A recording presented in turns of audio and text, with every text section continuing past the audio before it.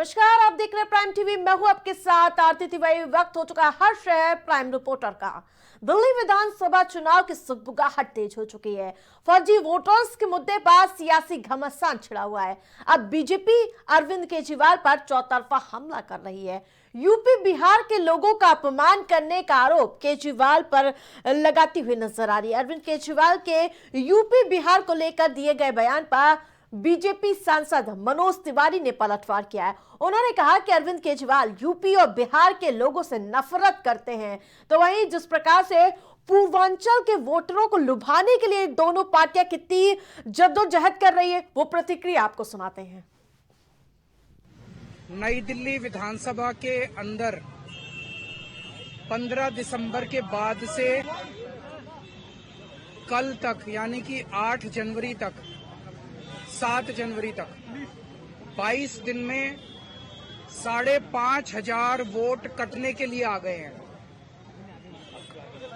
Total vote 1 lakh हैं नई दिल्ली विधानसभा में, और 5,500 मतलब 5.5% वोट कटने के लिए 22 दिन में, पिछले 22 दिन में आ गए हैं। उसके पहले नहीं आए थे इतने। तो जाहिर तौर पे ये वोट गड़बड़ हैं, ये एप्लीकेशंस गड़बड़ हैं। इलेक्शन, नीचे के इलेक्शन अधिकारियों ने जब इन पे सुनवाई की और उन लोगों को बुलाया गया जिन लोगों के नाम से वोट काटने की एप्लीकेशन दी गई थी, उन सारे लोगों ने, जितने आए, सबने कहा हमने तो ऐसी एप्लीकेशन नहीं दी है, हमारे नाम से फर्जी एप्लीकेशन दी गई है। सबने, जितने आए 89 लोगों ने अप्लाई किया है 5,500 एप्लीकेशन के लिए। उन 89 में से 18 लोग आए इलेक्शन कमीशन, 18 के 18 लोगों ने कहा कि हमने एप्लीकेशन नहीं दी। इसका मतलब बहुत बड़े स्केल पे स्कैम चल रहा है, बहुत बड़ा फ्रॉड चल रहा है। दूसरा, हमने कहा 15 दिसंबर से कल तक 13,000 नए वोट बनने के लिए, 1 लाख वोट की असेंबली है, छोटी सी असेंबली है, उसमें 13,000 नए लोग कहां से आ गए? 15 दिन में कहां से आ गए? पिछले 15 दिन में 13,000 नए वोट बनने की एप्लीकेशन आई है। जाहिर तौर पे ये यूपी और बिहार से ला के, यूपी आसपास के स्टेट से ला के फर्जी वोट बनवा रहे हैं ये लोग। तो हमने उनको ये कहा कि इस तरह के लार्ज स्केल पे एडिशन और डिलीशन हो रही है, तो 23,000 ये और 5,500 ये, 18.5% वोट अगर किसी विधानसभा की इधर से उधर कर दी जाएंगी तो फिर चुनाव थोड़ी है, फिर तो केवल तमाशा है, नाटक है। तीसरी चीज हमने कही कि नई दिल्ली विधानसभा के अंदर प्रवेश वर्मा जी खुलेआम जॉब कैंप लगा रहे हैं, रजिस्ट्रेशन कर रहे हैं, खुलेआम पैसे बांटे जा रहे हैं। दिल्ली पूरे देश का कल्चर है, ये दिल्ली सबकी है। लेकिन जिस तरह से कल आपने हमारे पूर्वांचल के भाई बहनों को फर्जी वोटर कहकर पूरे पूर्वांचल समाज का जो नाम खराब किया है, बदनाम किया है, वो बेहद निंदनीय है। और ये कोई पहली बार नहीं किया आपने केजरीवाल जी, ये आपके मन का काला सच है जो बार बार आपकी जुबान पर आता है। हर बार कभी शिक्षा के नाम पर, कभी स्वास्थ्य के नाम पर आप पूर्वांचल के भाइयों को गाली देते हैं। पर सच ये है केजरीवाल जी, जिस दिन आपको जेल से बेल मिली, आपकी राजनीतिक शख्सियत उसी दिन खत्म हो गई थी।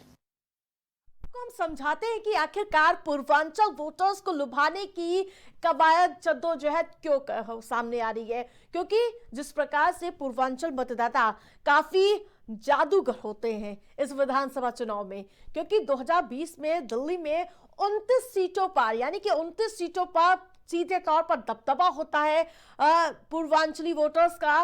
वहीं अगर मैं 2020 के चुनावी परिणाम की अगर मैं बात करूं तो आम आदमी पार्टी के 24 विधायक रहे हैं इन सीटों पर, जबकि भारतीय जनता पार्टी के 5 विधायक रहे हैं। तो वहीं पूर्वांचलियों को लेकर लगातार एक के बाद एक सियासी प्रतिक्रिया देखने को मिल रही। 45 लाख ये वोटर्स है, क्योंकि संख्या बहुत है और यही वजह है कि कवायद सीधी तौर पर देखने को मिल रही है, जहां भारतीय जनता पार्टी आरोप लगा रही है कि आखिरकार वोटर को लुभाने के लिए, यानी कि वोटर्स को लुभाने के लिए आखिरकार यूपी बिहार के लोगों को क्यों घसीटा जा रहा, उनका अपमान आखिरकार क्यों किया जा रहा है, तमाम सवाल है। और यही नहीं, जिस प्रकार से अभी फर्जी वोटर्स का मुद्दा हो या फिर पैसे देकर वोट लेने का लगातार आरोप लगाती हुई नजर आ रही है। तो हमारे साथ आम आदमी पार्टी से प्रवक्ता प्रियंका श्रीवास्तव जुड़ चुकी हैं और बीजेपी से विकास पांडे हमारे साथ जुड़ चुके हैं, जिनसे सीधा बात करेंगे और पूछना चाहेंगे कि आखिरकार पहले प्रियंका जी, जिस प्रकार से पूर्वांचलियों पर यानी कि यूपी बिहार के लोगों पर निशाना साधकर क्या आपने सेल्फ गोल कर लिया है क्या? आप अपना नाम, शुभ नाम बताइए। आरती तिवारी। आरती जी, एक्चुअली थोड़ा सा कंफ्यूजन होता है और भी चैनल पे डिबेट होती रहती है तो थोड़ा सा कंफ्यूजन होता। तो आरती जी, मैं कहना चाहूंगी, आपने देखा है कि पूर्वांचल जो हमारे दिल्ली में रह रहे हैं, इनको ये रोहंगड़िया कह रहे हैं, बांग्लादेशी कह रहे हैं। आप सोचिए उनको कितना दुख हो रहा होगा, कितनी तकलीफ हो रही है। आप 30, 40, 50 साल से आप दिल्ली में रह रहे हो और दिल्ली को बनाने वाले, कहते हैं दिल्ली के क्षेत्र को बसाने वाले लोगों को अगर आप बांग्लादेशी बोलेंगे तो ये बीजेपी बहुत गलत कर रही है और उसके लिए एक बहुत बुरा, कहते नहीं है, ये एक संकेत है जो अपने ही लोगों को और अपने लोगों पे एक दाग लगा रही है। तो वो ये जनता बिल्कुल बर्दाश्त नहीं करेगी। आप लगातार देख रहे हैं, दिल्ली में सिर्फ जनता को ही नहीं, जो दिल्ली में सरकार है उसको भी ये लोग कहीं ना कहीं टारगेट कर रहे हैं। लेकिन और बिहार के लोगों का अपमान क्यों बीजेपी पूछ रही है, इस पर जवाब दे दीजिए प्रियंका जी। देखिए, यूपी बिहार के लोग अपमान हम नहीं कर रहे हैं, बीजेपी कर रही है। और बीजेपी क्यों कर रही है आप जान रहे हैं। उनको बांग्लादेशी बोल रहे हैं, ये रोहिंग्या बोल रहे हैं, कह रहे हैं उनका वोट हम लेते हैं। अरे वो 40 साल से रहे हैं, मैं आपसे यही बात तो बोल रही हूँ। वो 40-50 साल से यहाँ रह रहे हैं और हर इंसान कोई ना कोई व्यापार करने, कुछ ना कुछ कमाने अपनी जगह से अगर यहाँ आता है, और अगर वो 50 साल से रह रहा है, ये कोर्ट के अंदर कह दिए कि वो वहां का निवासी हो जाता है। तो इस चीज को समझना चाहिए बीजेपी को। पूरा रिएक्शन ले लेती हूँ। विकास जी, पहले आप सीधे तौर पर फर्जी वोटर्स को यहाँ पर ले आते दिल्ली में, उन अपने खिलाफ, यानी कि आम आदमी पार्टी के खिलाफ षड्यंत्र रच रहे हैं। दूसरी तो और वो लगातार आरोप लगा रहे हैं कि पैसे देकर आप जनता को लुभाने का प्रयास कर रहे हैं। किस तरह से, क्या आप पूरी तरह से सिस्टम को दांव पर लगा देंगे क्या इस चुनाव में? देखिए, घर घर जाकर के दिल्ली की जनता को 2100 रुपए का लालच देने वाले अरविंद केजरीवाल अपनी नाकामियों को छुपाने के लिए तमाम तरीकों की बातें कर रहे हैं। आरती जी, आपको याद होगा कि जब रोहिंग्या के खिलाफ भारतीय जनता पार्टी ने अपना बिगुल बुलंद किया तो रोहिंग्या के बचाव में आकर के पूर्वांचलियों और बिहारियों को ढाल बनाने का काम अगर किसी ने किया तो वो श्रीमान अरविंद केजरीवाल जी ने किया। आज देख लीजिए, रोहिंग्या से करें प्यार और बिहारियों और पूर्वांचलियों का करें अपमान। यह है आज अरविंद केजरीवाल की कड़वी सच्चाई, जिसे हम सबको स्वीकार करना पड़ेगा।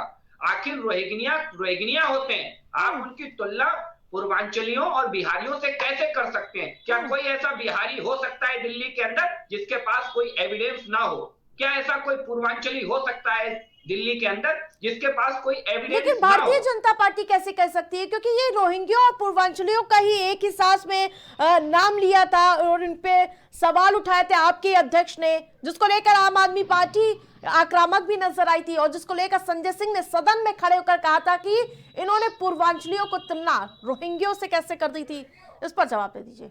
देखिए, पूर्वांचलियों की तुलना भारतीय जनता पार्टी ने कभी रोहिंग्यों से नहीं की है, कभी नहीं की है। आप स्टेटमेंट को पूरा पढ़िए, पूरा सुनिए तो समझ में आ जाएगी सारी चीजें। तोड़ मरोड़ करके बयान को जबरदस्ती अपनी बात को सही साबित करने के लिए संजय सिंह इस तरीके का प्रोपोगंडा कर रहे हैं। दूसरी बात, आज क्यों नहीं अरविंद केजरीवाल दिल्ली के अंदर 10 साल से सत्ता पर कुंडली मार करके बैठे हुए हैं। दिल्ली को भ्रष्टाचार, शराब माफियाओं के चुंगल में धकेल दिया आपने। दिल्ली में आप ये बताइए, टैंक माफिया, जल माफिया के चुंगल में आपने दिल्ली को धकेल दिया। दिल्ली आपसे जवाब मांग रही है, आप जवाब देने की बजाय इधर उधर की बातें कर रहे हैं। ना इधर उधर की बात कर रहे, ये बता कि काफिला क्यों लौटा, बताए अरविंद केजरीवाल की कहां गए? प्रियंका जी जवाब दे दीजिए। ठीक है प्रियंका जी, 10 साल से आपकी सत्ता है तो इस तरह के आरोप क्यों लगा रहे हैं? हमारे सहयोगी जवाब मांग रहे हैं कि काफिला क्यों लुटा, तो इसका जवाब तो 5 फरवरी को इनको मिलने वाला है, बड़ी आसानी से मिल जाएगा। पहले इनसे मैं ये सवाल करना चाहूंगी, जो वोटर लिस्ट से नाम काटे गए हैं 5,500 और 13,000 लोगों को ऐड किया गया है, एप्लीकेशन में 18 लोग खुद वहां पे गए हैं, इलेक्शन कमीशन के पास गए हैं कि आखिर मेरा नाम क्यों काटा गया है। इनसे पूछिए, सवाल कीजिए, ये 13,000 लोग हैं जिनको ऐड किया, ये कौन से लोग हैं, किसको ऐड किया गया है। ठीक है, जवाब दे दीजिए विकास जी पहले। मुझे लगता है मैंने एक बार और आपकी डिबेट में ये विषय लाए थे कि सबसे पहले या तो आम आदमी पार्टी के प्रवक्ता इस विषय को जरा ढंग से स्टडी करके आए कि वोट बनते कैसे और कटते कैसे। हम सबको पता है बीएलओ के माध्यम से नए वोट बनाए जाते हैं और जो वोटर नहीं होते हैं उनके वोट काटे जाते हैं। तो मुझे बताइए, बीएलओ क्या केंद्रीय कर्मचारी होता है? राज्य सरकार का एम्प्लॉय होता है बीएलओ।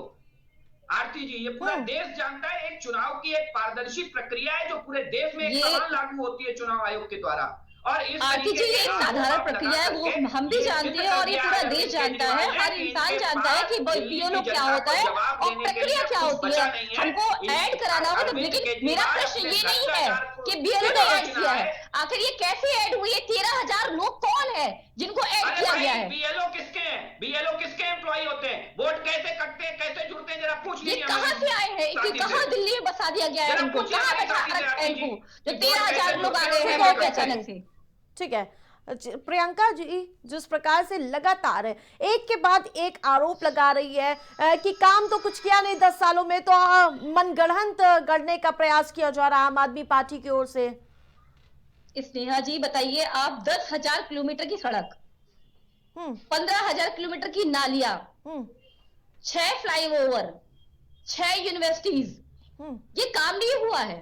बिजली, पानी, छात्र, बुजुर्ग की यात्रा, और आपने ग्रंथियों के लिए भी देखा, लगातार आम आदमी पार्टी एक के बाद एक परियोजनाओं को कह रही है और कर रही है। हाँ, दो विषयों पे काम लिया है जो मैंने स्वीकारा है, लेकिन ये स्वीकारे ना कि 2 करोड़ नौकरियां इन्होंने क्यों नहीं दी, 15 लाख रुपए क्यों नहीं दिए, कहां गए इनके 15 लाख रुपए, कहां गया काला धन? जनता को बेवकूफ बना के सत्ता में बैठ करके आज धर्मांतरण के तहत ये सत्ता चला रहे हैं। इनसे जवाब मांगिए ना, इनसे पूरा देश जवाब मांगेगा। देखिएगा, बहुत वो दिन दूर नहीं है, बहुत ही जल्द इनसे लोग सवाल और जवाब बीजेपी से लोग करेंगे, हम और आपकी जनता भी करेगी। ठीक है, रुकना चाहिए। जिस प्रकार से विकास जी, क्या आप जो फर्जी वोटर्स को जो मुद्दा बना रही है आम आदमी पार्टी, उसको बरगलाने के लिए ये यूपी बिहार का मुद्दा ला रहे हैं क्या? देखिए, यूपी बिहार के लोगों के प्रति अरविंद केजरीवाल जैसे राजनीतिक दलों की द्वेष भावना हमेशा से जग जाहिर रही है। ये अपने रोहिंग्या वोटर्स को बचाने के लिए इस तरीके का प्रोपोगंडा रचते हैं। आरती जी, मुझे एक बात बता दीजिए, 11,000 बसें कहां चली गई अरविंद केजरीवाल की? 500 स्कूल खोलने का वादा कहां चला गया अरविंद केजरीवाल का? 20 यूनिवर्सिटी बनाने का वादा कहां चला गया? 15 लाख सीसीटीवी कैमरे कहां चले गए? यमुना साफ करने का वादा कहां चला गया? हर घर को स्वच्छ जल पहुंचाने का वादा अरविंद केजरीवाल का कहां चला गया? हर साल दिल्ली प्रदूषण में और जीवन झेलती है, कहां चला गया अरविंद केजरीवाल का वो वादा? सैकड़ों सवाल आज मुंह बाए खड़े हुए हैं अरविंद केजरीवाल के सामने। ठीक है प्रियंका जी, जल्दी से जवाब दे दीजिए, फिर मैं खत्म करती हूँ। जी स्नेहा जी, भाई को पूरी जानकारी नहीं है, मुझे लगता है उनको पूरी जानकारी होनी चाहिए। सतीश उपाध्याय जी जो इनके कैंडिडेट हैं, जो मालवीय नगर से खड़े हैं, उसी एरिया में है, उनसे पूछिए। 2000 सीसीटीवी, 2800 स्ट्रीट लाइट, 13 मोहल्ला क्लिनिक और 9 फुट ओवरब्रिज वहां पे है कि नहीं है? उनसे पूछिए, उनसे जवाब मांगिए। इनके एक सतीश उपाध्याय जी वहीं पे कैंडिडेट है, उनसे ये जाके बात करें और पूछिए उस एरिया का कितना ज्यादा प्रगति हुई है। इनसे पूछिए, इस चीज का सवाल उठाने से पहले इनको सोचना चाहिए। ठीक है, जल्दी से विकास जी जवाब दे दीजिए 10 सेकंड में। 6,000 करोड़ रुपए यमुना एक्शन प्लान का डकार गए और इंच भर भी यमुना साफ नहीं हुई। 38 नाले केवल ओखला में गिरते हैं जाकर के यमुना में, एक नाला टैप नहीं किया और ऐसे बखान कर रहे हैं जैसे दिल्ली में इन्होंने विकास की गंगा बहाई हो। भ्रष्टाचार में कंठ तक डूबे अरविंद केजरीवाल अपने भ्रष्टाचार से जनता को गुमराह करना चाहते हैं, इसलिए प्रोपेगेंडा की राजनीति कर रहे हैं। ठीक है, आप दोनों पैनलिस्ट का हमारे साथ जुड़ने के लिए बहुत बहुत धन्यवाद।